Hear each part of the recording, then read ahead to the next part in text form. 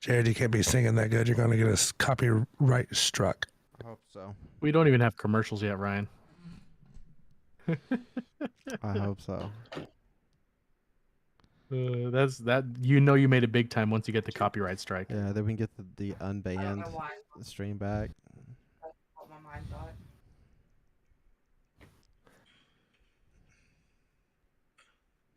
Jared, you can't be singing that good. All right. Why? Yes, we are. Yep. Why didn't you tell me? You gotta be I didn't careful. think you're going to sit around and just rip burps off.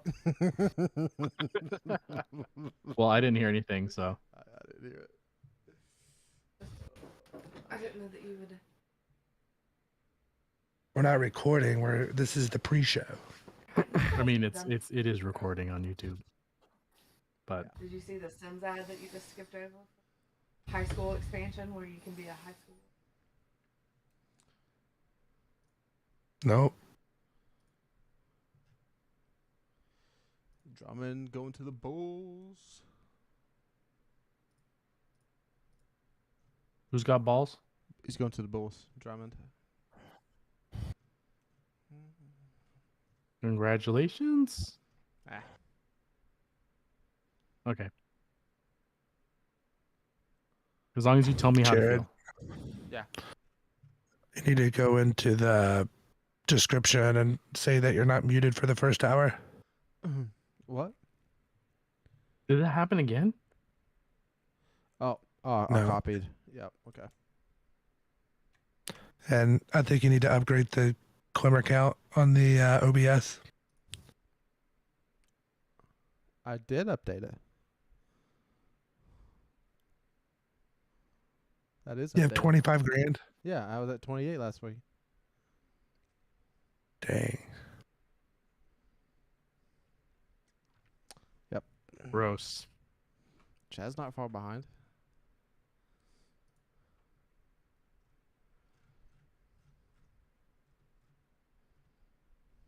Well, I was really far 500 behind. diamonds. Yeah. Do we have one for this week? Yep.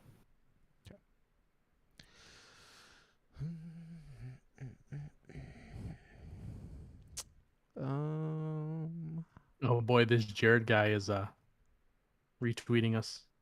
Oh yeah, he's a bum. He's such a cool guy. He a bum. I didn't say it. How many of the opulent weapons have y'all got all your 5 frames on? And the stupid thing is I'm at 4 on... Oh, wait, no. Actually, I just got Mida Yeah. Okay. on Tuesday. Mhm. And here's the thing that pissed me off. So I picked it as the frame because I'm like, I only need one more. I'm going to pick it. I do the sever. I get another one. I was like, fuck you, poopy head. You're the worst. I literally got it back to back. I'm like, I could have picked something else. How does it like not have any protection? Kind of. I know, it's stupid. I'm like, I could have picked Beloved instead because I'm only one away on Beloved also. I could have grabbed that and then gotten Beloved and Mida done. And now I gotta wait a week. Or hope I get it out of a chest. Yeah. It's like I'm not gonna play that much. I'm already season pass 170 something. Like I'm already GM ready, dog. I got all the armor I need, I got all the weapons I need, I'm good. Yeah. Like I need to redo my armor stats for the permanent invis build would have more resilience on it because the helmet gives you recovery while you're invis. Yeah. So. But you need to be able to survive a hit, at least. Yeah, I mean, I would like to get that resilience up to at least 6 because right now it sits at 2, but I have the arc mod to when you're running, you gain extra resilience. I mean, think about this too, because with that setup, if you put on Classy Restoration, Doesn't work. you're on dodging like it doesn't work. No, Classy Restoration On the only dodge? works on solar subclass. Oh, yeah. Yeah, I've only been solar subclass this season, so like I haven't.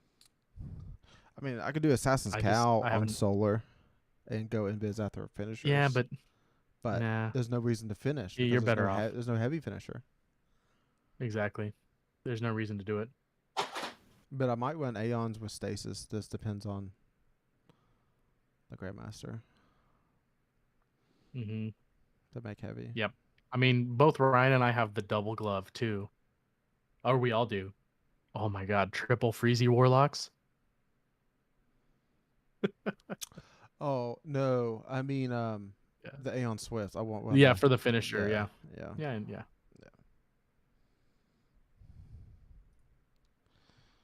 I'm just thinking because Ryan and I can freeze them to make it really safe for you to finish with Aeons. Yeah, I mean triple stasis locks makes a lot of stuff like really easy.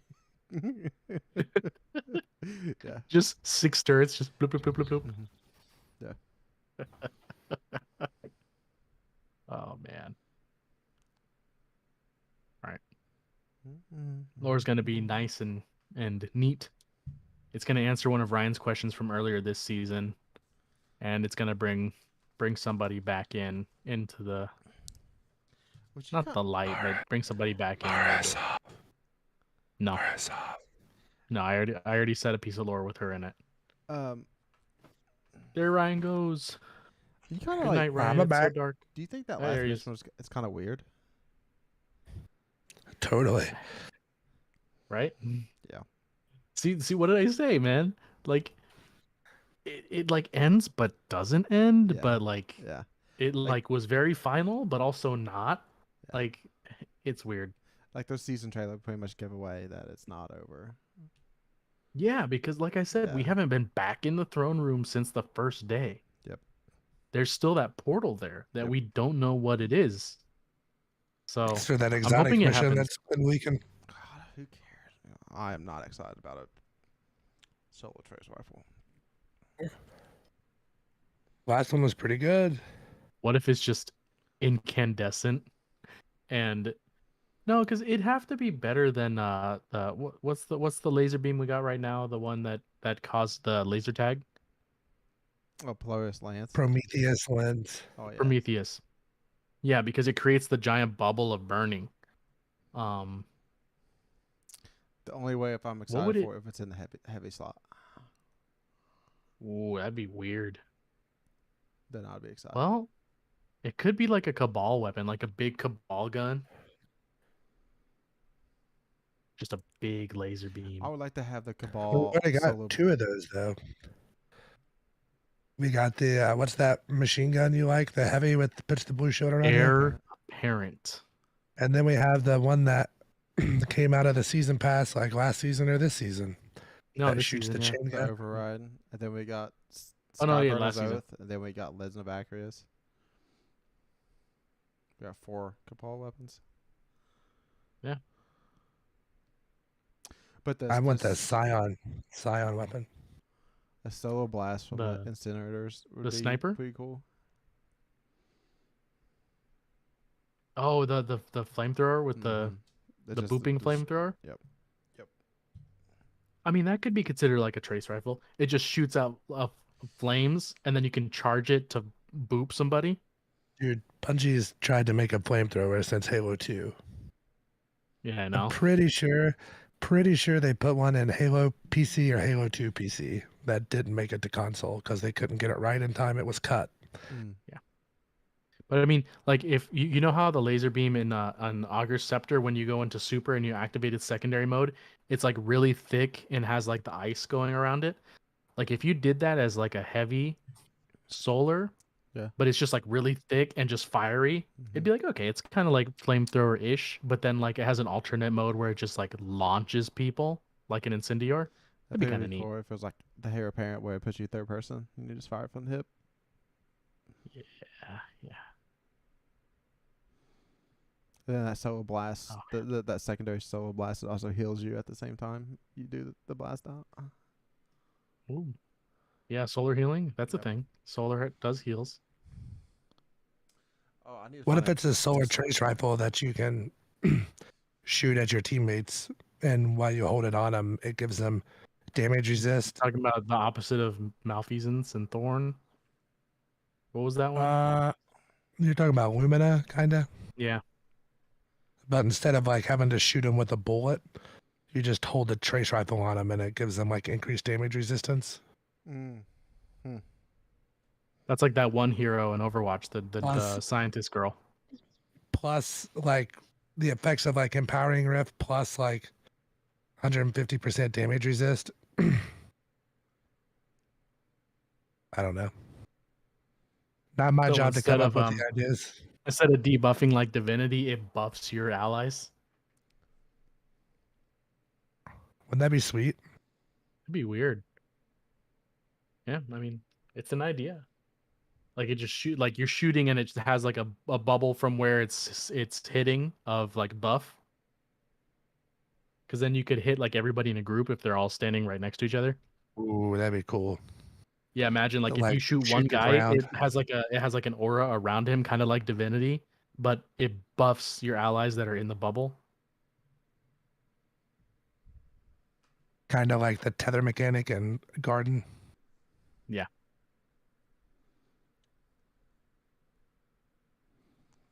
Okay. Ready to go? I'm ready. You guys ready? Yeah. Sure. Why not?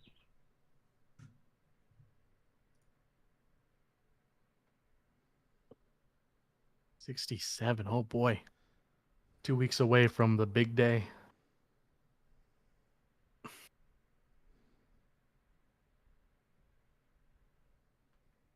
Jared, you got your button ready? I'll leave it muted. I got my for butt this ready. first part, but yeah.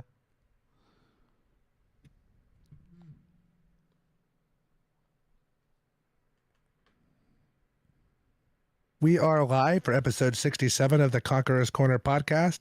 Today is Thursday, June the 30th, and I'm the Destiny bad boy, NotRyanFox, here with my fire team, who all of you CCBs know by now, Jared. Yeah, he calls himself the bad boy, but really that's just what a degenerate calls himself as a bad boy. So he's really the Destiny degenerate boy, but yeah. And the chronicler himself, Chadocero. I'm just really happy to be here and be here with the bad boy himself and Jared. Remember, if you're watching us on YouTube, you can take us on the road via Spotify, iTunes, and other podcast services. Make sure you subscribe and unsubscribe, resubscribe, click the bell, turn on notifications, yada, yada, yada. Follow us on Twitter at DestinyCCPod. Send us punchy friend requests so we can play together. The links for those will be in the description, as well as the link to our Discord server. Newcomer Sam with the TWAB this week, but you'll hear more about that after we listen to the intro music brought to you by everybody's favorite Link, who you can find on Twitter at Link of Time G.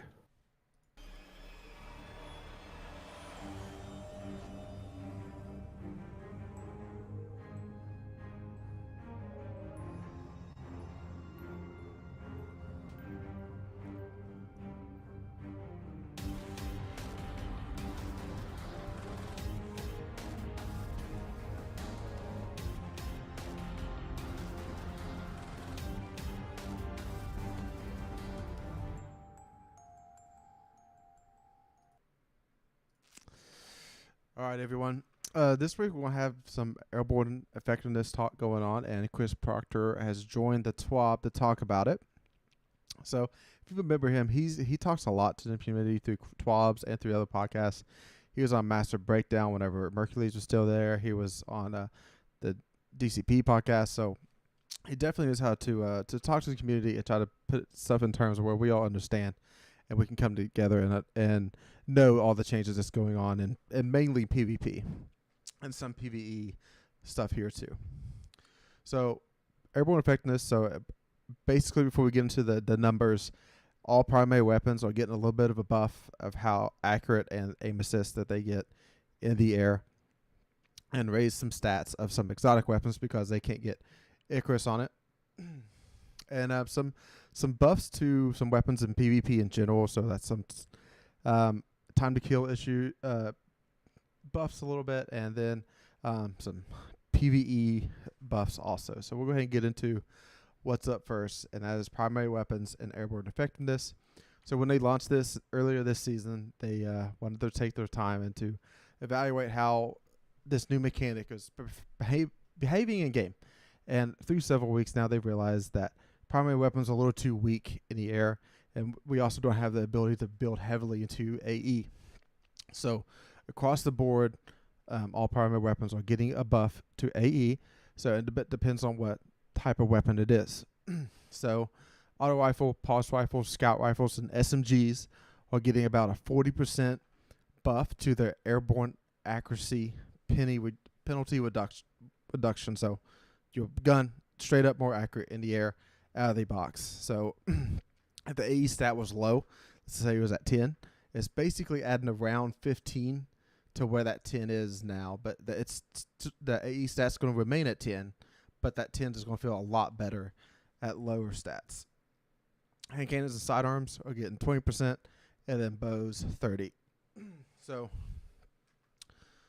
the cone size of the penalty is getting reduction, so your bullets should go straighter at lower values of AE.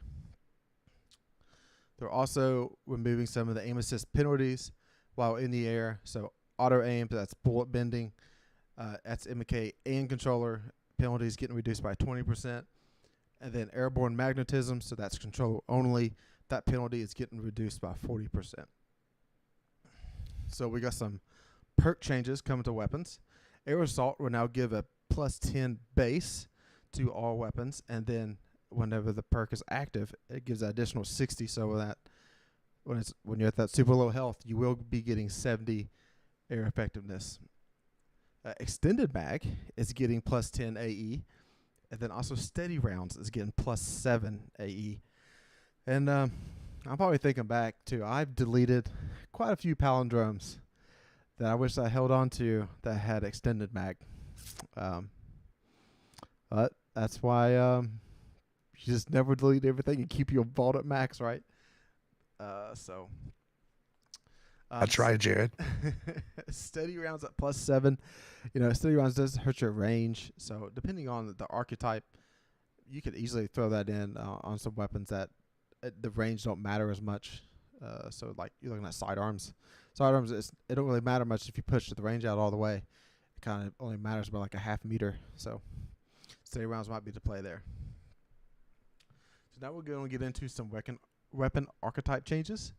So hand cannons, 180 rounds per minute. So this is what Luna's Howl used to be back in the day. It's what Not Forgotten. Yeah, what Not Forgotten used to be. So right now you have like the service revolver from the seven Sarah service revolver. You got the one from Iron Banner. I never used it. It's that solo one. I remember Malfeasance is also 180. So they are increasing the body shot damage in PvP from 37 to 40, which moves the crit value from 57 to 60. So that's pretty important. So now the hand cannon can 2 crit 2 body. It used to be 3 crit 1 body. So if you do that math out, that's 2 40s and 2 60s. That gets you to 200 damage, and that will defeat up to 10 resilience anybody in PvP. So it don't matter what resilience somebody's running. You can always 2-head 2 body. Auto rifles. What was the 180 that everybody used to get Luna's Howl? Trust. The one from Trust. Yeah, I missed that one. Yeah, that was a good one. It probably wouldn't be 180s. Don't feel real good on mouse and keyboard, I don't think, but they felt real good on controller. I think it's because of recoil straight up and down because they're a precision frame. That's why it don't feel good on MK. Next up is auto rifles. So the 450 RPM frames was the precision frames. They kind of fell behind in PvP. Everybody's usually adaptive or rapid fire. So they're increasing the body damage from 19 to 20, and then which changes the precision multiplier from 0.6 to 1.6 to 1.5. But that means the crit damage stays the same. So basically, you'll be able to change one shot to the body compared to what it was to the head and achieve the same time to kill. So this makes that a little bit easier to use. Next up is scout rifles. Bungie's always talked about they don't want scout rifles to be the meta in PvP because everybody just hangs back. The back of the map don't really push forward. There's not much flow to the game. but there's definitely some room for them to improve a little bit. So the precision frames are getting lots of buffs on this next patch coming up right before Solstice. The body damage is going up by 4 from 34 to 38. And that moves that crit from 54.4 to 60.8. So 2 bodies and 2 crits does 197 damage in PvP. So that's around an 8 or a 9 resilience. So majority of players are not running that unless you're a Titan. And there's a lot of Titan lower leg going on. So like if you're playing Trials, expect the other team's resilience level. It might depend on what you want to use to take them out. Because if all run resilience 10, you're not doing that 2-head 2-body with the precision frame scout rifle. So precision frame scout rifles. You have a lot like Tears of Contrition from this season, Hung Jury, the Staccato 46 from this season, and then Vision of Confluence would be one you could run the raid for.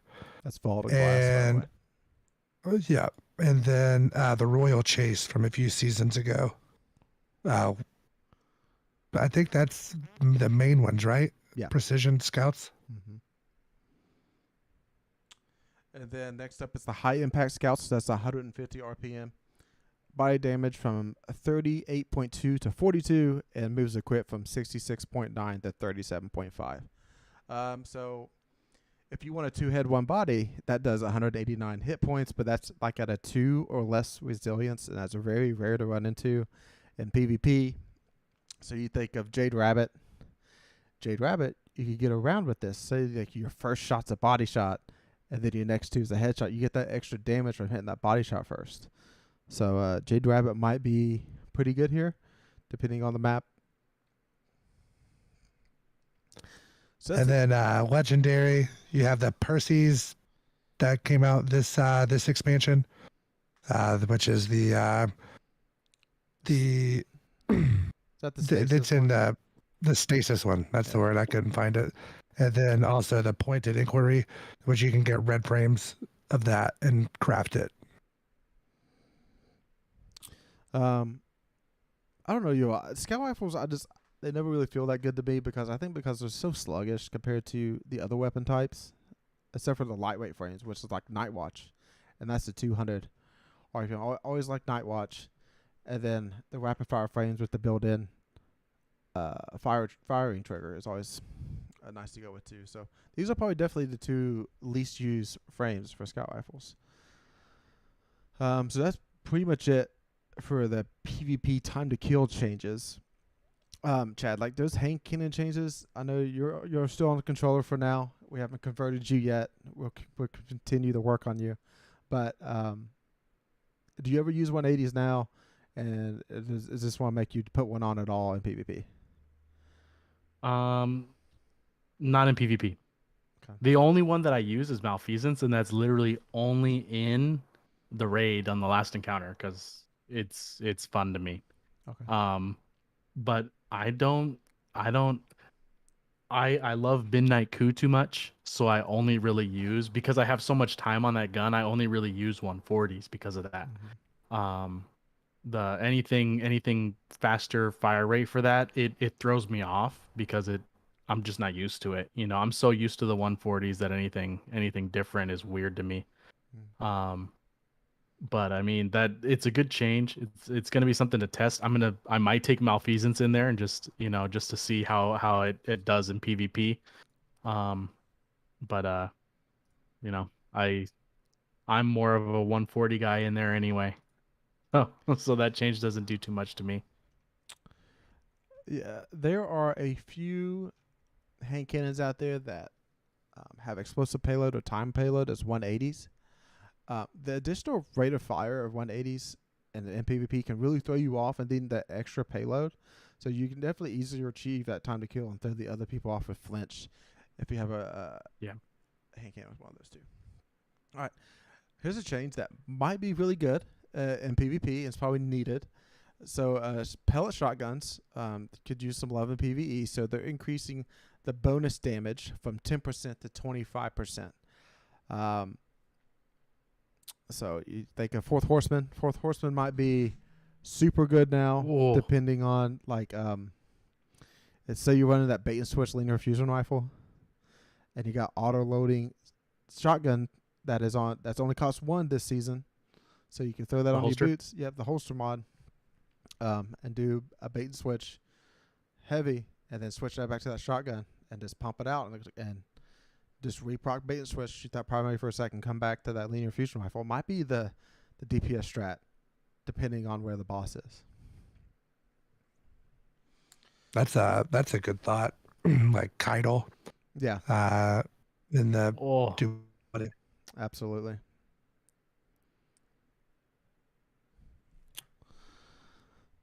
All right, next up is glaives.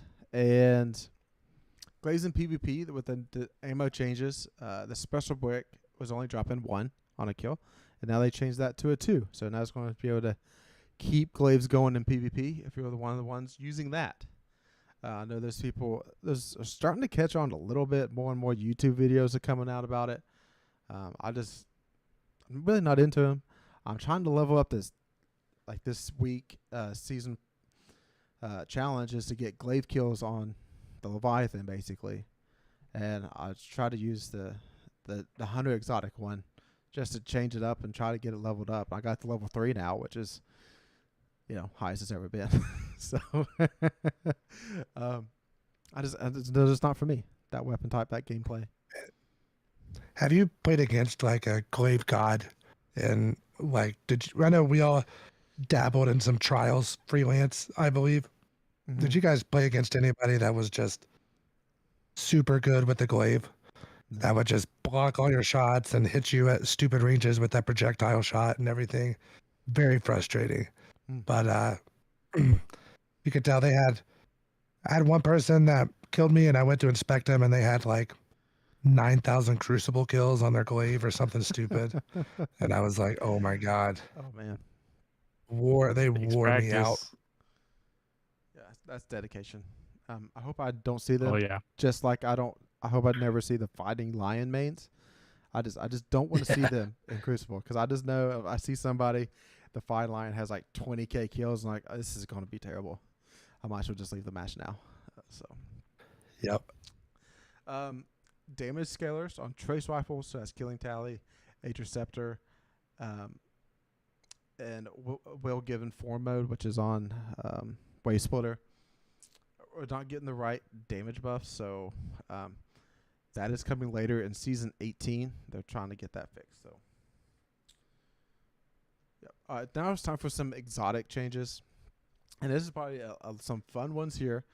Everybody's favorite linear fusion rifle, the Wrench Rival, is still oppressive in PvP. So they reduced the aim assist from 32 to 22, and reduced the suction against players. So the aim assist nerf is also getting applied to Arbalist. I forgot to mention before, but linear fusion rifles are getting a buff in PvE. So this last season, they upped the amount of flinch that you can get from them. So now that flinch is only going to come from players and not from PvE enemies. So the flinch is going to go way down for them in PvE. All right, next up is Galahorn. I read this, was like, oh no. Everybody's favorite rocket, it's about to get it. But however, they're only touching it in PvP and Gambit practically. So everybody knows if you play in Gambit, you're going to face Galahorn. Somebody's invading, Galahorn rockets coming at you. It's very oppressive. And it's very frustrating. Because of this, I've only played 3 Gambit games this season. I'm going to try to keep those games in the single digits this season. Try to get my seasonal challenges done at the very end when they're all unlocked. So the primary rocket no longer has proximity detonation, and the Warpack rounds now deal half damage to players. So I know you two have been in Gambit a lot this season. Do you think this is enough?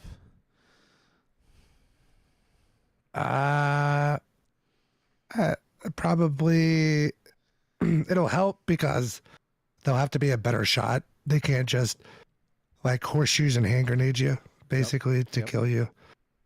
So that'll be nice, but the rocket still tracks. Mm-hmm. So it'll have to be a wait and see approach. My favorite part about it was if you remember, legendaries outclassed Gallahorn because the inconsistency of whether or not you got the impact damage or if it exploded upon that. So it's you're going to get that impact damage every time. So theoretically, it should have boosted PvE damage, which is pretty handy. I'm ready for Arms Dealer, Grandmaster, and everybody just sitting down underneath there with Gallahorn launching up and killing the boss before we went halfway up the elevator. It's going to be a bad day to be that boss. Yeah. Brock is on, right? Yep. All right, next up is the last word. Man, was this thing impressive for a very long time, and when if you was on controller. And I think Bungie's finally thrown in the towel. They could not properly balance this weapon for controller versus mouse and keyboard. So they're reducing the hip fire precision aim angle by 50%. Precision aim angle detects how far off the head you can be and still get the aim assist granted for a critical hit. And then reduce damage and aim assist fall off distance by 3 meters. So you got to be more accurate and you got to be a little bit closer for this thing to work out. Thoughts and prayers, Grenader Jake. So did you see the YouTube video he put out about it? No. What did he do? He announced his retirement from Trials and Destiny. But all reality, like every now when I watch him, like he really does a card with a different loadout majority of the time. Oh yeah. But Absolutely, he does. Yeah. That was more of just a cheap shot from me. I'm just jealous. Yeah. So yeah, absolutely. And he's probably good enough that he can probably still make Last Word work after this nerf. oh yeah, absolutely. All right. Next up is Forerunner. It was getting 3 ammo per special brick pickup in PvP, and technically that's enough for a kill, but that's very unforgiving. So now it's going to be 4 per brick, and reduce the ammo per special brick from max to about 16 in PvE. And I'm going to tell you what's coming up here. Forerunner is also AE stat. It's going from 22 to 27. So if you're running trick sleeves on Hunter, and you get plus 50 for aim assist, AE for sidearms. So Forerunner paired with the sidearm for this season, the one from Leviathan. It just slipped my mind. The solar one that pairs with Drang. Yeah, Drain. So you could go that and PvP and just be able to shoot from the air and be really good with sidearms if that's what you're about. Ariana's Val was also only getting 1 ammo per special break, so now that is turned up to 2 in PvP. So Soros Regime, Whisper of the Worm, and as I mentioned, Forerunner and Monte Carlo are getting their AE stats bumped. Soros is going from 23 to 31. Whisper of the Worm is going from 9 to 20. And Monte Carlo is going from 21 to 29. Why is he Whisper of the Worm there? I'm like, who is jump sniping with Yeah, I saw that too. I was like, what is that about? People are jump Yeah. sniping bosses and stuff. And I was thinking, I was just like, they should just give that weapon 100 and just see how it plays out. That'd be Because hilarious. it's not really being used. And now it can be used for memes, like get it in PvP and be able to perfectly jump snipe in the air. Jump shot 360 no scope. Exactly. Yeah, be like No and Beyond back in the day. Mm-hmm. Oh yeah. But I don't know. I think that'd be really cool if they did that with that and Darcy. I think it kind of makes sense. Yeah, Darcy. Yeah. So, new Prime awards. If you're a Prime member, you get the mic drop emote, which is a pretty fun emote to use. You kill somebody in PvP, snipe them, and you drop the mic on him. And the last bit of news here from the TWAB is Grandmasters start next week. And if somehow you're unlucky and you get booted while you are in a Grandmaster, you will be able to join back to your fire team. So that's a good positive change there. Yeah, definitely looking forward to Grandmasters, and we'll probably get into this later because I'm kind of bored with Destiny right now. So definitely looking forward to playing some Nightfalls. And Nightfalls is really stuff I don't really touch until Grandmasters come out because I really don't care about getting Nightfall weapons when the Adept version will eventually be available. Yep. I still have one of the seasonal challenges to complete 3 Nightfalls or whatever. Yeah. Still haven't done that. Yep. We'll be getting that done next week. All right, now it's time for 3 likes and dislikes from each of us.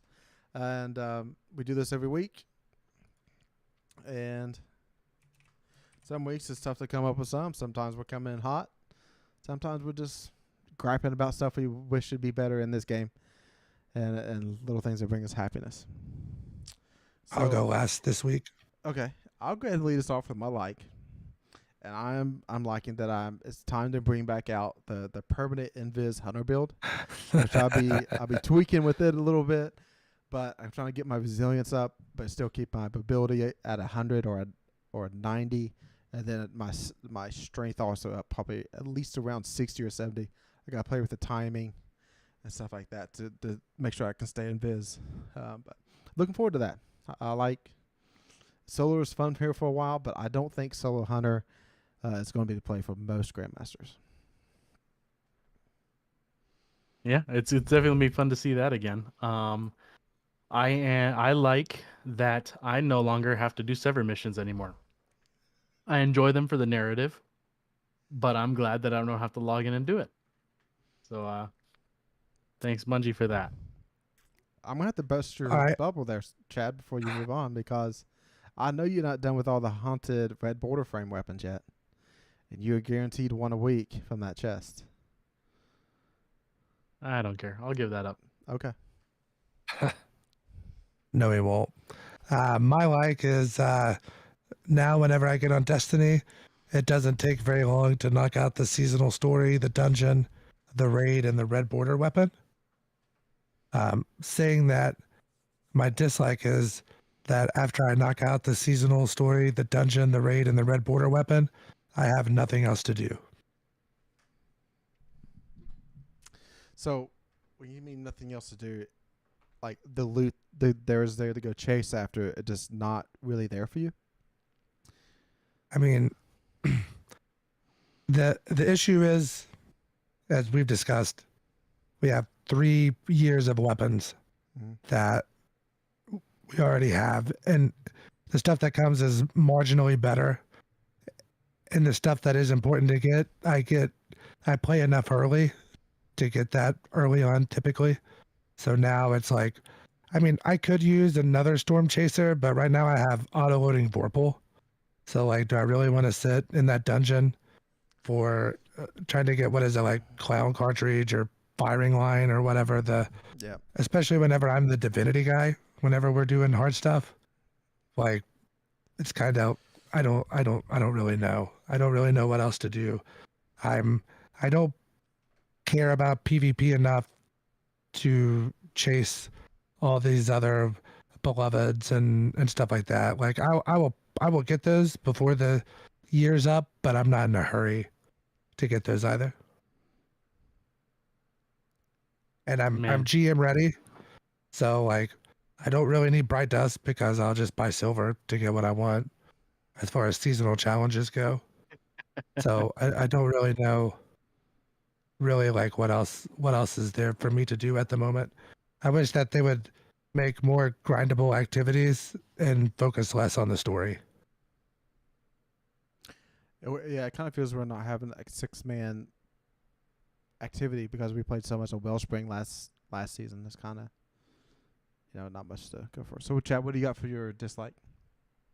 Man, mine's the same thing. Like it sucks because like for me the only thing is to grind Wellspring for those exotics because I already did everything else, unfortunately. And then the red border weapons. Like I literally have to sit and grind the Leviathan and hope I get a weapon to drop out of there. I don't like that. I don't like that there's no, not guaranteed way, but there's no like safety for that. There's no way like I can't do, because as soon as I get like a bound thing, which they're very rare. It should be like the bound essence should be a guaranteed red drop if you go do a sever mission. That way, it's like I'll grind containments and then be like, oh, I got a bound essence. Let's go do a sever and get a red border. No, no, don't do that. It's only like Jared said, once a week you get a freebie, but that's all I got. I got nothing else this season but hunting those red border weapons, and there's no way to grind them out. If there was a way for me to grind them out and actually have them guaranteed to be dropped, I'd be in there, dog. But like, I didn't even play yesterday. I did my 3 missions on Wednesday or on Tuesday, and I'm like, do I want to do anything else? Not really. And so I stopped. I don't like that. Yeah. So my dislike is that I haven't did a Kaido farm yet in the duality dungeon, and I want a lingering dread that's the blinding chill clip auto loading, because I think eventually stasis is going to come back around and be meta again. And then I need a better storm tracer. I mean, I have one with fire in line. That's it. I mean, that's the only positive thing about it. And I just haven't had the motivation to go grind that. And it used to be a Sunday thing. Like I see Chad on, I get him in, and we try to find somebody else or somebody through LFG just to get some boss clears done. And I just haven't had the motivation to do it until where I've started playing Guardians of the Galaxy. So I'm still in space, still with some like space powers and shooting stuff. But that's what I moved on to. All right, that is it for likes and dislikes this week. Next up is a short weapons breakdown, and we finally, all of us has unlocked the Chain of Command, which is the stasis adaptive frame machine gun that you can get from Zavala, Shax, or the Drifter by basically doing a reset in the given activity. So this is a very unique machine gun because it has osmosis as a perk that is selectable. So we're going to go through what it has here. So it's arrowhead brake for the barrel, high caliber rounds for the mag. And then the third slot is adrenaline junkie or osmosis. And then the last slot is demolitionist or adaptive munitions. So this is basically like kind of just a tool to go take out shields. Yep.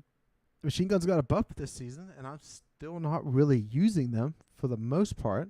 This might change when Grandmasters come around, depending on the shield situation and trying to lead into whatever the burn is. But how are you all liking this machine gun? I mean, I used it a lot to get the Deadeye seal done, and you have to get 500 kills with it. And I used it in Gambit, but I used it on my Warlock. And I have the solar grenade build set up on that. So I very consistently, once I had heavy ammo maxed out, I basically would just keep doing rounds and picking up heavy ammo until I had almost a maxed reserve of heavy ammo. And then I switched to it and mained it the whole time because it's not good for boss damage still. So I just sat there and like cleared enemies out. I would throw a grenade, kill something, and just start shooting everything and like throwing grenades to reload it. I didn't even care if I hit anything with the grenade. But I was doing adrenaline demos. So I would just proc the adrenaline and then use my just multitude of grenades to free reload the thing over and over again. And then I'd drop a well, kill stuff, which would give me back grenades, and just keep throwing grenades to reload it. And I'm like, this is a lot of fun. But that's the Starfire protocol build. Is that the one you're talking about? Yeah, the protocol build, yeah.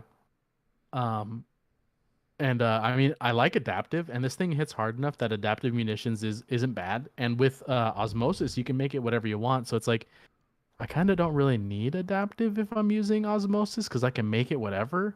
But like osmosis demo, meaning you can reproc the osmosis all the time, and you just getting kills lets you throw more grenades.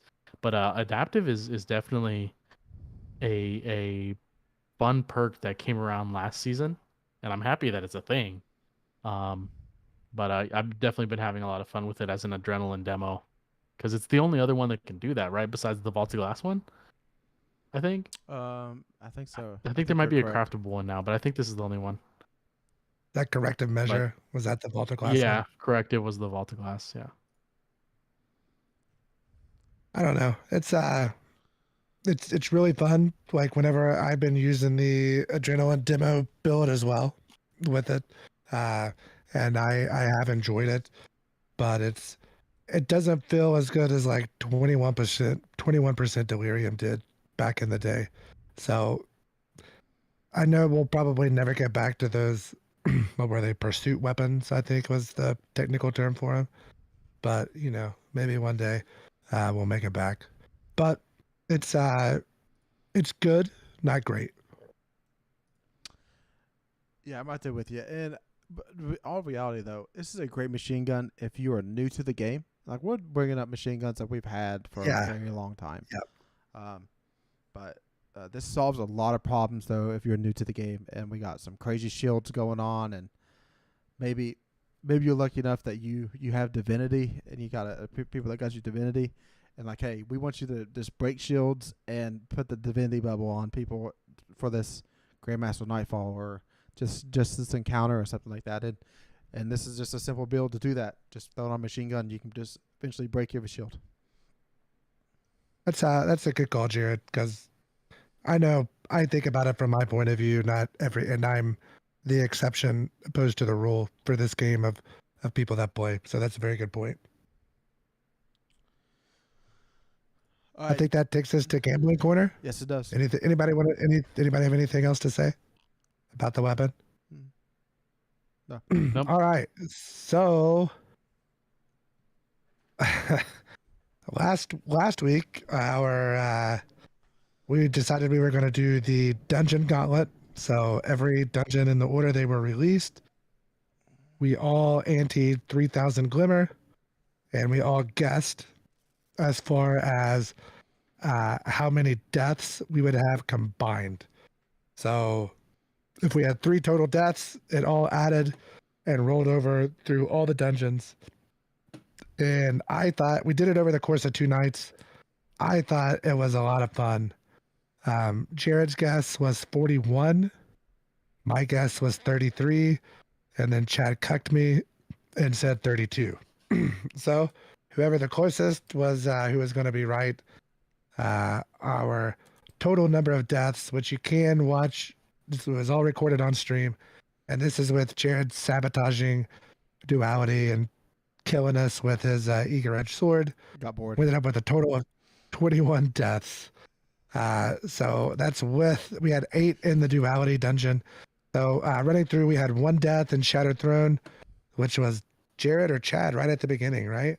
Like Chad. literally before the first flag. Chad got pushed by Jared, but I'm not saying it. Yeah, God forbid. It wasn't Chad on always purpose. lands on somebody's head when it jumps. No, dude, I was midair and he jumps right next to me and I go boop off to the side. There it is. Pit of Heresy, we had 6 deaths. I think 2 of those were mine in the section where you're jumping down through the hole with all the spinning after death traps. totems. Yep. I died twice because I just didn't see the ledge to land on at the bottom. Prophecy, we had 2 total deaths. Grasp of Avarice, we had 4 total deaths. And Duality, we had 8. For a total of 21. So Chad won last week, bringing the total. Jared in the lead with 25,700 glimmer. Chad in second with 17,300 glimmer. And the Destiny bad boy himself, NotRyanFox, with 11,500 glimmer.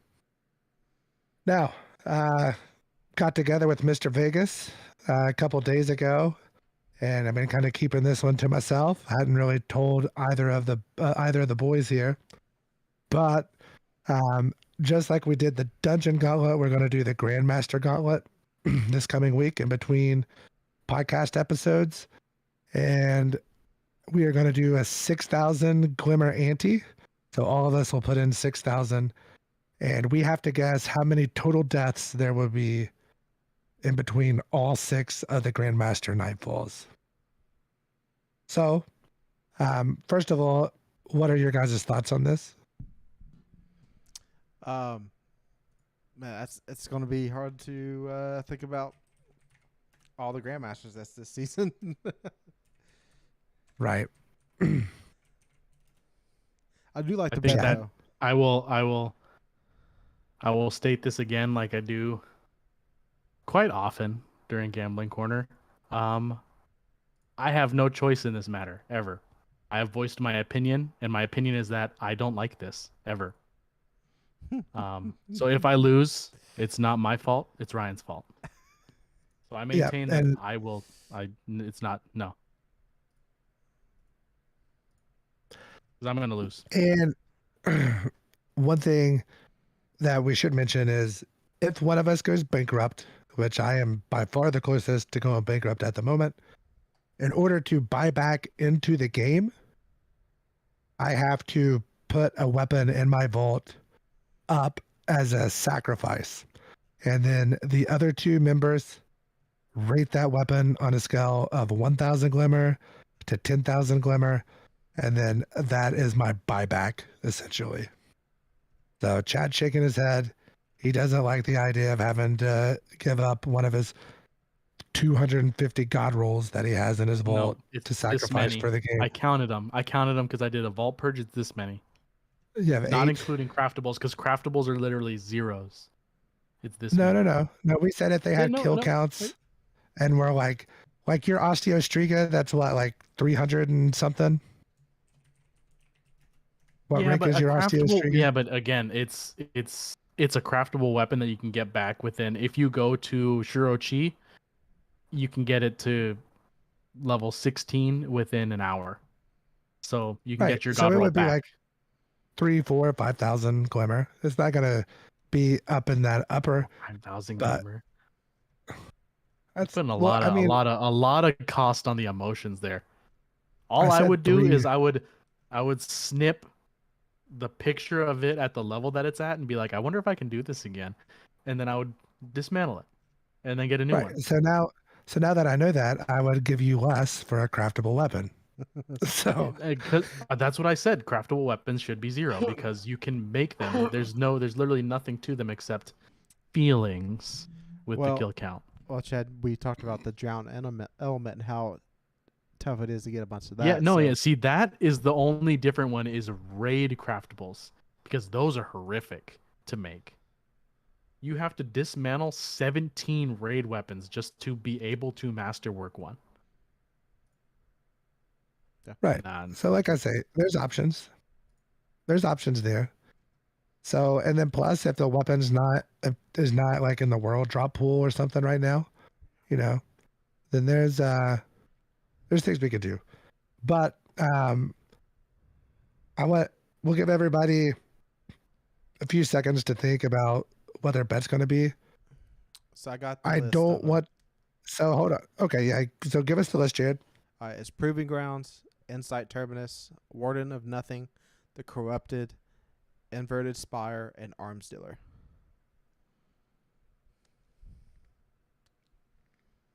Sheesh. Yeah. So corrupted. There's definitely going to be a few deaths there. Proving Grounds.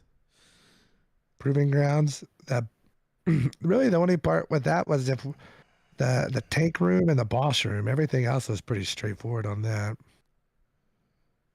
And then inverted spire, warden of nothing. That boss room can be a little tricky, just because there's so many champions when you jump down there. So, one thing I don't want to everybody unless we all type our chat guess in of what our bet's going to be, and then we'll discuss it afterwards. So we'll type it in at the same time because I don't want Chad to cuck me again and just one under me. So, okay, I'll put it in the YouTube chat, by the way. So don't screw anything up. Okay. All right. All right. Man. All right, I'm ready for mine. You all ready? No, hold on. I'm pulling up the YouTube here.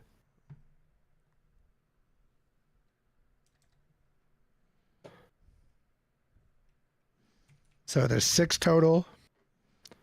Mm-hmm. Jared, there's not going to be any of your eager edge sabotaging, correct? I won't even have a sword on. Okay, just making sure.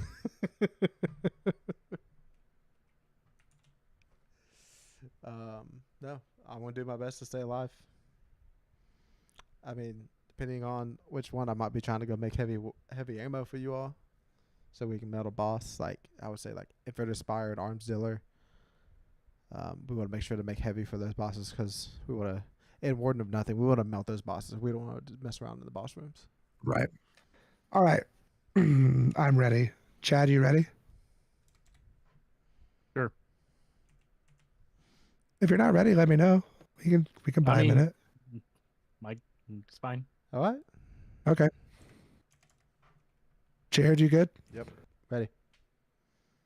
All right. I'm going to type it in YouTube chat. Yep.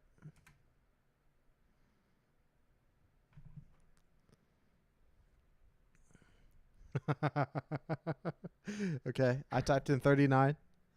Fox typed in 38. Chad, what did you type in? I was gonna type in 37, funnily enough, but I went 32. Okay. Okay. Tag on it, Chad. I was like, How am I I'm gonna guess wrong, so I'm just gonna guess the same thing I did last time. That Dude, was if you would have like, I'm guessed, like, if you would have guessed 37, I would have been That'd been hilarious. so mad. I would have been so mad. I was like, I think like 36 or 37. I'm just gonna say 37 on the high end because it's GMs. And then I'm like, nah, you know what? I'm gonna lose anyway, so I'm just gonna put in the same thing I did for the dungeons. That's great. That is great. So what is that? All right. What's the middle? The point where it flips to Ryan for that? So it's What 3 did is you bet? me, 6 is you, 4 is me, 5. Okay, so 5. So if we hit 35, I'm out. So I have 35 to 38 is my only range. Awesome. And then but like if we Oh, man. wipe, that's only the deaths there. So like Tufa's already dead, last one dies, it's still just 3 deaths in that sequence. Wipes don't add deaths because we're already dead.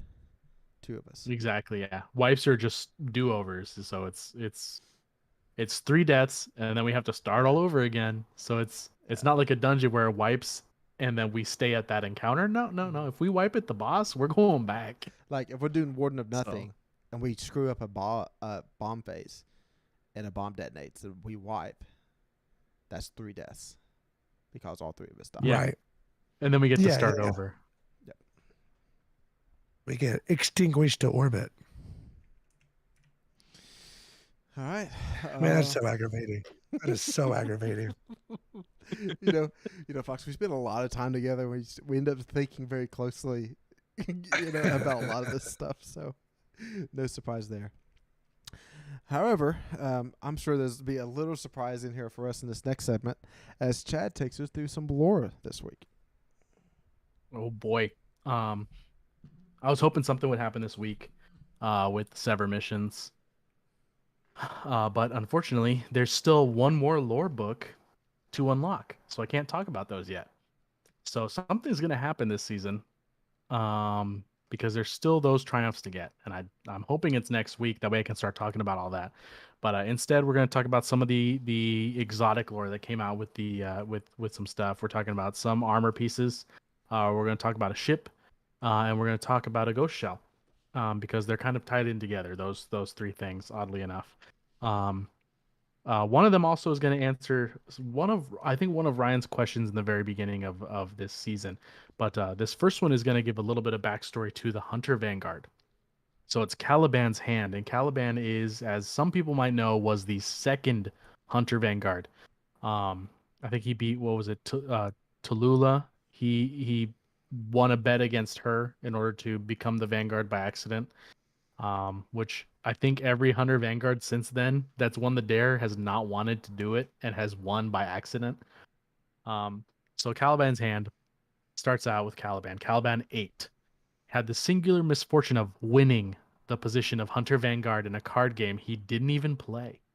All he'd done was deal the hand that lost Tallulah Fairwind's bet and her life to an Ahamkara. Not a day went by where he didn't wish he'd cheated. At least then the Wish Dragon might have killed him as well.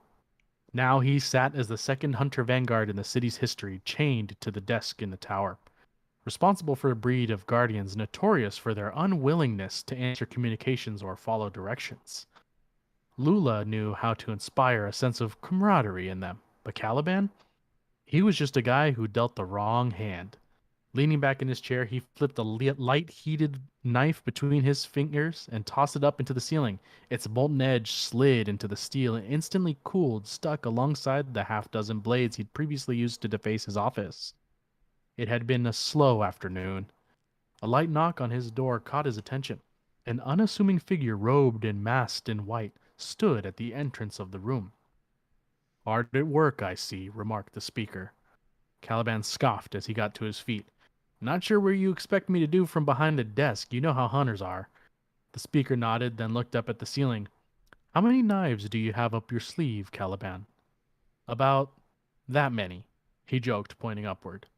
"Then it seems you must get up and collect them, much like your hunters." Caliban began to reply, but for once he didn't know what to say. The speaker turned from the doorway and called out over his shoulder, "Take your time, Caliban.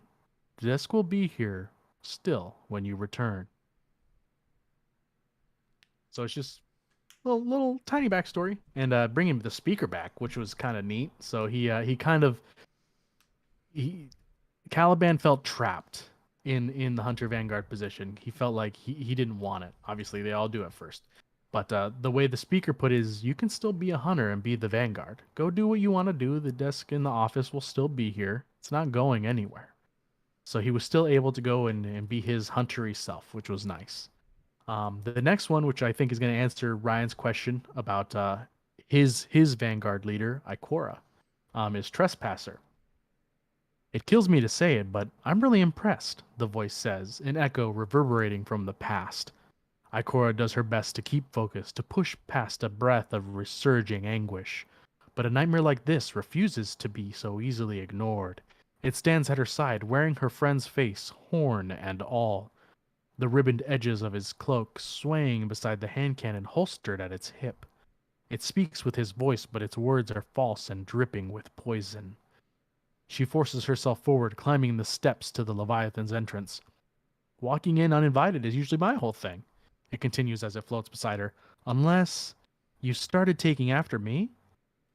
"You're nothing more than a memory," Ikora replies without looking at it. "You are not him." "Can't argue with that logic," it says, flashing a smile. "After all, he's dead." Ikora flinches as the nightmare circles around, hovering over her shoulder. "Thanks to Zavala, you, and most of all, thanks to Aldrin's saw." Ikora's brow furrows and she clenches her fists, continuing her ascent. "He shot me with my own gun," the nightmare presses. "Do you remember that?" Ikora picks up her pace. Still, the nightmare follows. "I mean, you must, right?" it asks. "What was it you promised to do? Mount his head on his precious throne? That was some real big talk, Ikora. But instead of doing that, you welcomed that scumbag to the tower with open arms. So I'm thinking either your memories are a little mixed up, or maybe you really have forgotten what that murderer did to me." "Crow is not Aldrin." Ikora seethes. The nightmare smirks. "Right, just like I'm not Cade." Ikora spins on her heel, chest heaving, void light flaring in her fists and deep within her eyes. But there is nothing behind her, only the emptiness of space. "Ikora," Eris's voice crackles over the comms. "Perhaps it would be best for you to return."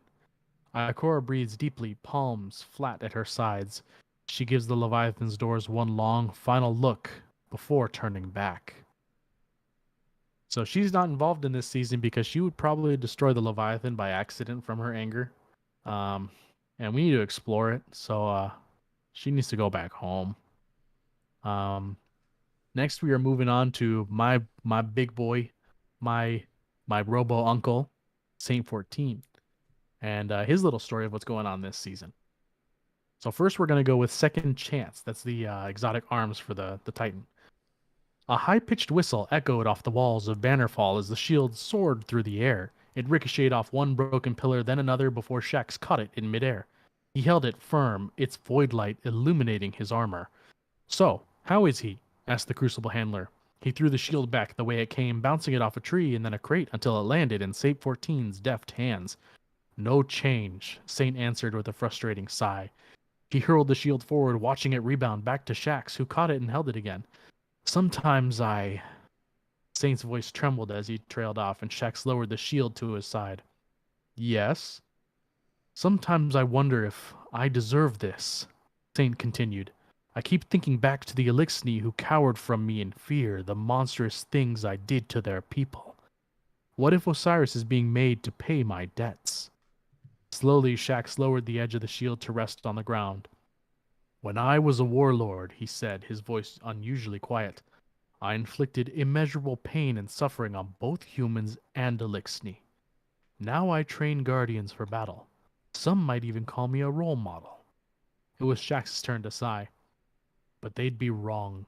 He lifted the shield and gave it another toss. Saint caught the shield one-handed and let its light fizzle out. Are you telling me not to blame myself? Shax shook his head. I'm telling you that people don't always get what they deserve in life. Us included. He formed his light into a new shield and sent it flying through the air.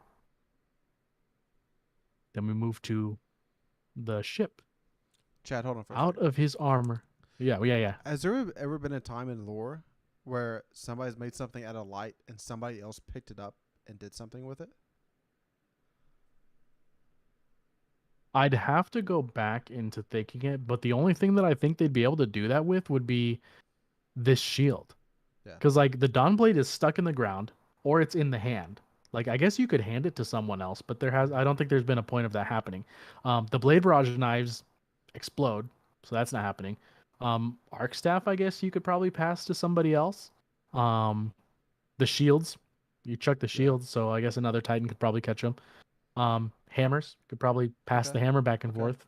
I mean, technically, in the game, if I throw a hammer to you and you're a Titan, and you throw your hammer at me, if we both don't have hammers, we can pick each other's hammers back up. Yeah. So that kind of leads to that being a thing that's possible.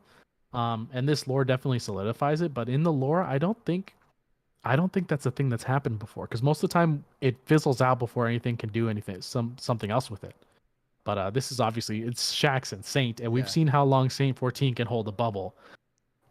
So him making a shield without a super, I'm sure he can just hold it there forever. Mm-hmm. Okay. So yeah, but yeah, no, that's a good point. I don't think in the lore there has been, just in the game. I love the handout golden guns to my teammates, but yeah, that'd be awesome. Hey, wasn't there something in the lore about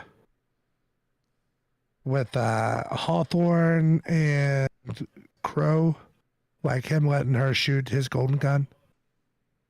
There might have been. I'd have to look into that one. I don't remember it off the top, but it sounds familiar. Yeah, like he, like, you know, she's not a guardian or whatever, so no. he like used his golden gun and let her pull the trigger, and they were like laughing about it or whatever. Pretty sure I read that at one point. All right, so we're going to the ship. Out of his armor, laid in a sterile bed and clothed in linen, Osiris looked thin and frail. Age wears lines into his face deeper than the trenches of Mercury. His chest rises and falls with slow breaths, and the ambient light provided by the surrounding medical equipment casts him in a pale blue shade, darkening the hollows beneath his eyes. He is a threadbare remnant of a man. In contrast, Saint 14 is a mountain. Even seated at Osiris's bedside, the Titan looms over him like a gargoyle keeping watch. He looks at Osiris's hand, seemingly tiny, cradled within his own. There is so much fear in Saint's heart, so much doubt, and so much unspoken love. Too unspoken. Never again. Saint lifts Osiris's hand to his mouth and kisses his knuckles. I'm glad you're staying, Crow says, appearing in the doorway of the medical bay. Saint stands and only offers a silent nod in response, looking back at Osiris in a moment of uncertainty. Crow gives him a look of sympathy. I understand.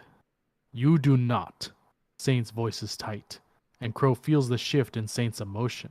Not anger, but defensiveness. Tell me something. Up there, he points skyward, indicating the Leviathan orbit over Earth. Your doubts, your shame, they come alive. Crow looks away for a moment, distracted by turbulent memories. Yeah, he replies. That is why I do not go to help, Saint states in a firm tone. Because I know Osiris will be waiting for me up there. And I cannot bear seeing another thing wearing his face. Crow avoids Saint's gaze. He can feel the uneasy tension palpable between them. Still, Crow steps forward and gently places a hand on Saint's arm. When he looks up into the Exo's eyes, it is not with judgment, but empathy. Saint considers Crow's hand for a moment before drawing the hunter into a tight embrace. You are a good bird. Thank you. We go to the ghost shell from Trials. One day you will be whole again, no matter how many pieces you have shattered into. Electric lights recessed above the air stair of St. 14's jump ship buzz, punctuated by the occasional plink from a loose ballast. The mechanical din is reminiscent of insects, a subtlety normally lost to the noise of the tower's hangar. But the area is quiet at this hour. Long before the dawn, the absence of activity felt deeper, lonelier. Saint sits at the steps beneath his ship, a dog-eared journal clasped in his large hands. The broad's eye embossed on the cover, belongs to Osiris. A delicate lock conceals the contents. Saint's thumb teases the corner of the clasp. It would take insignificant effort to break it. A significant violation of Osiris's privacy. Still, the temptation pulls at his fingers.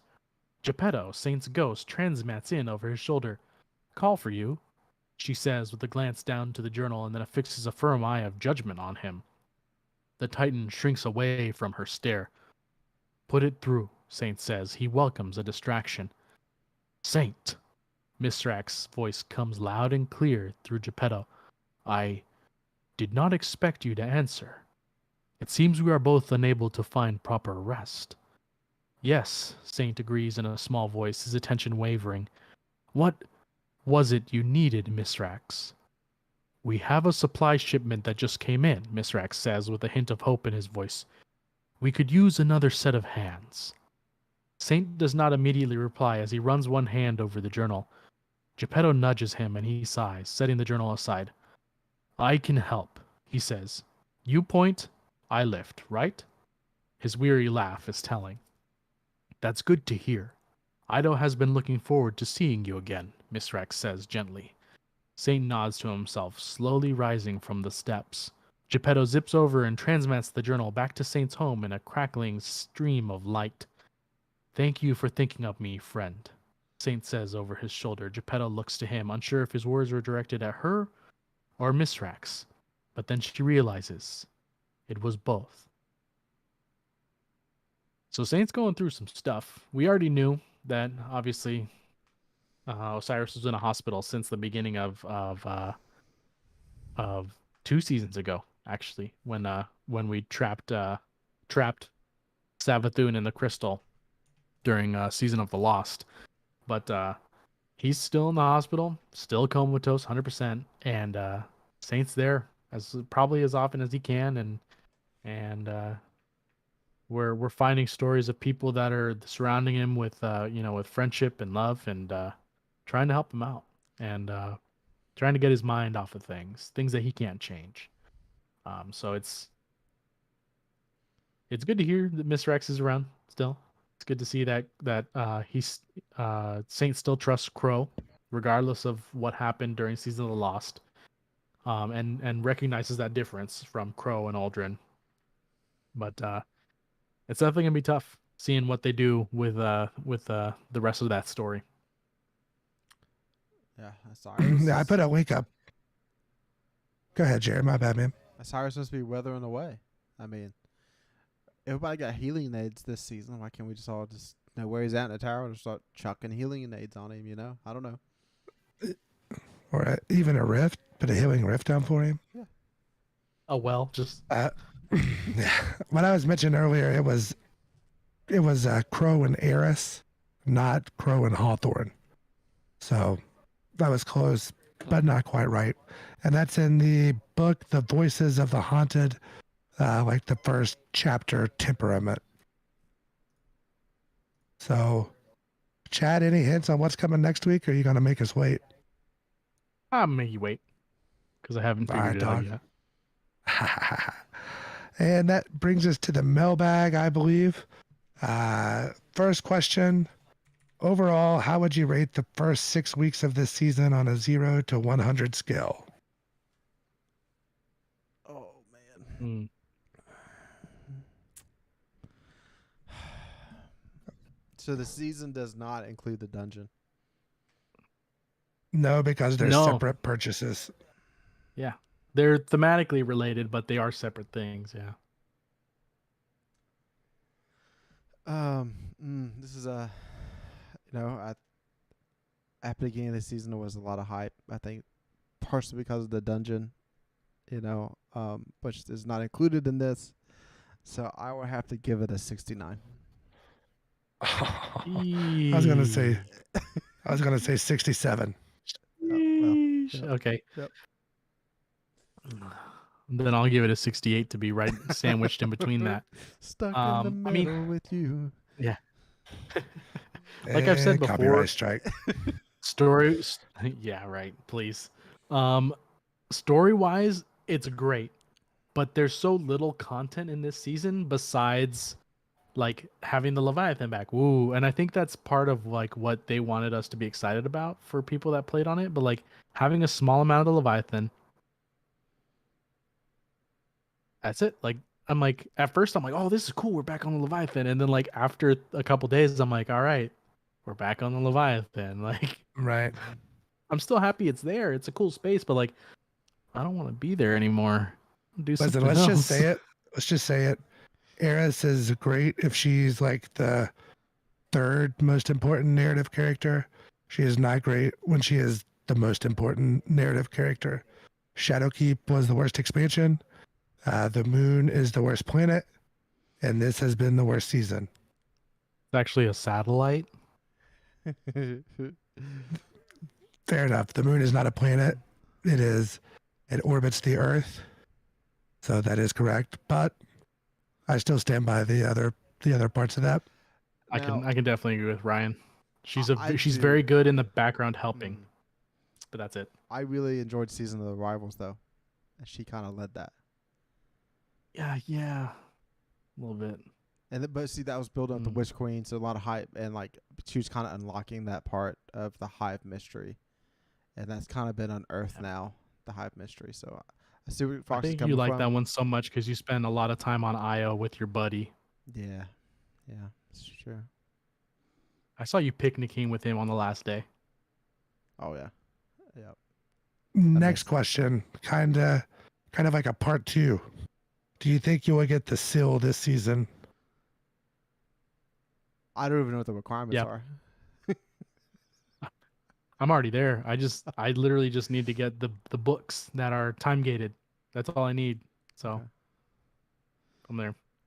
I say this is the least likely title for me to get because I don't see myself playing that containment over and over and over. Oh man, this last week I played so much containment. I think I did like 20 to 30 containments. I was trying to get red weapons. Yeah, I was doing for that, and I was like using the containment to level up, like the mini tool, level up deliverance, level up, just crafting weapons, trying to level them up without just going and sitting at Sorcerer Chi, like actually doing an activity and trying to make some progress. That's what I use it for now. Next question. How do you come up with ideas for the gambling corner?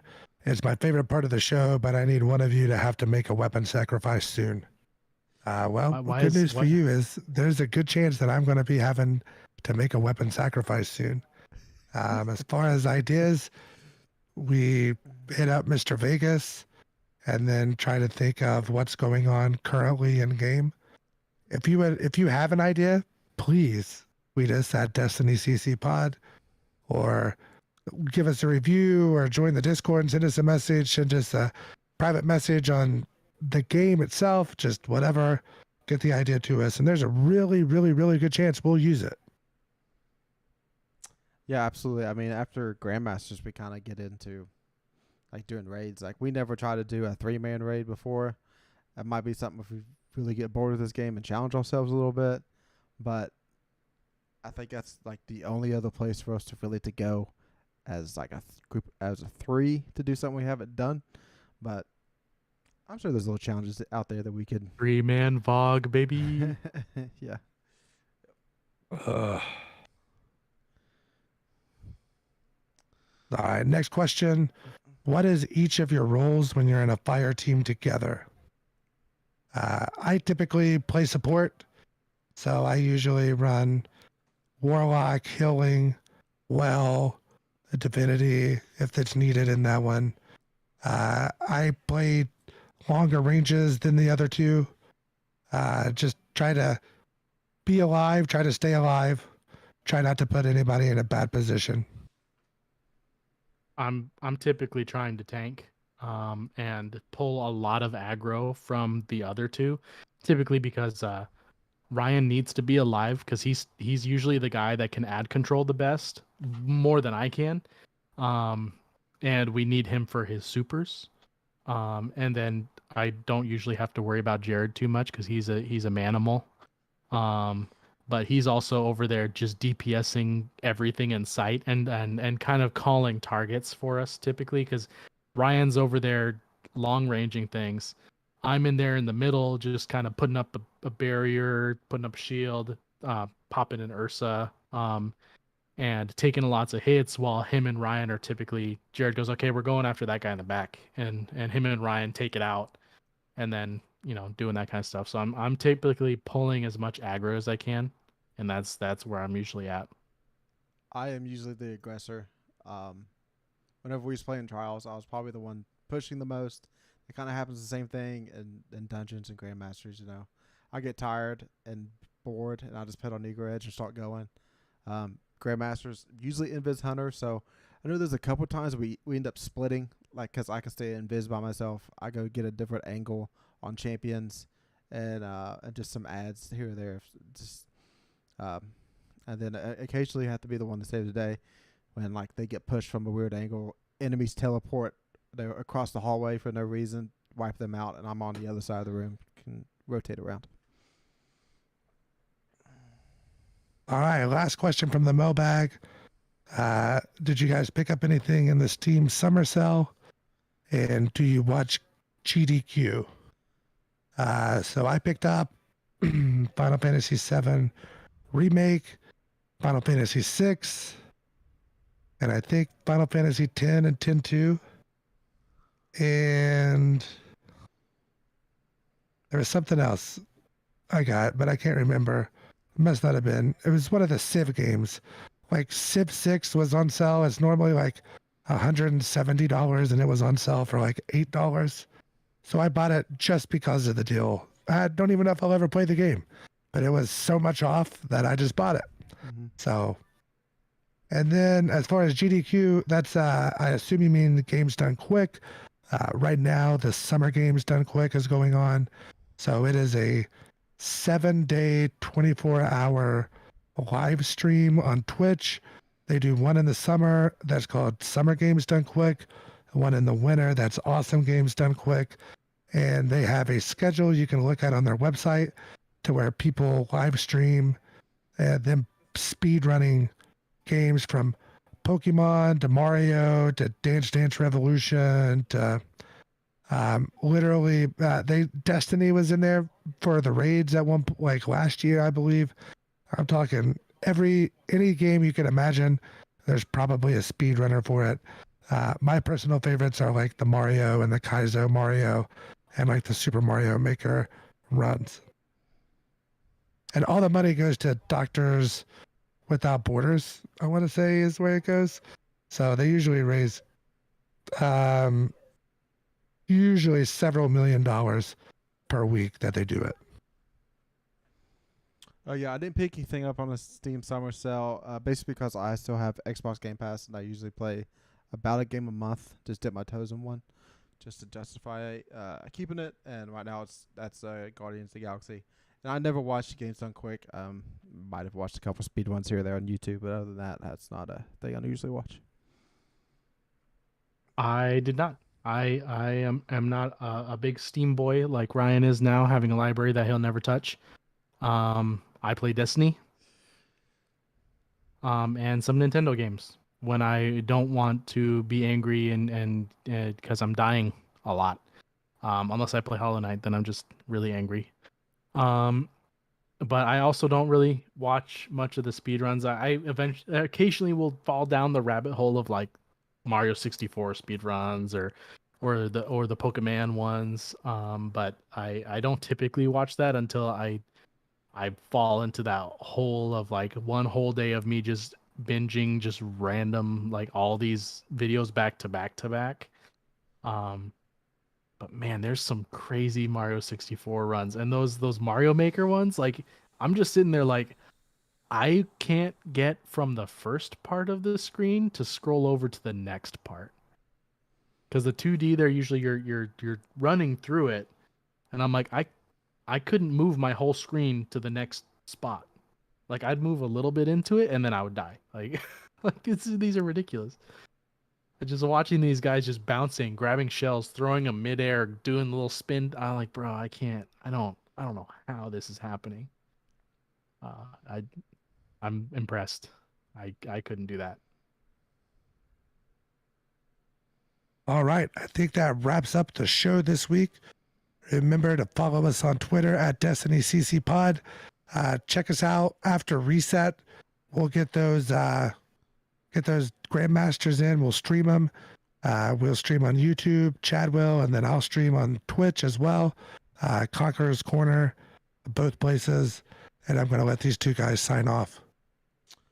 So DMG is taking like a little bit of a leave of absence. He's taking some time for his mental health. Sam, picked up the slack and did a great TWAB this week. But DMG, go out there, just get healthy, just get yourself right. And I know when you come back, you're gonna bring that bread. Yeah, like Jared said, definitely take care of yourself. You are number one. So take care of you. But I'm they know what I mean, Ryan. They are their own main character. But get those sever missions done. Listen closely to the stuff that's going on. If you play some containment, definitely at least like start listening at the end of the containment to hear some really good dialogue happening between the nightmares and the people that are on comms. There's some really good stuff in there. And go out there and get some red border weapons because I know I'm not getting them.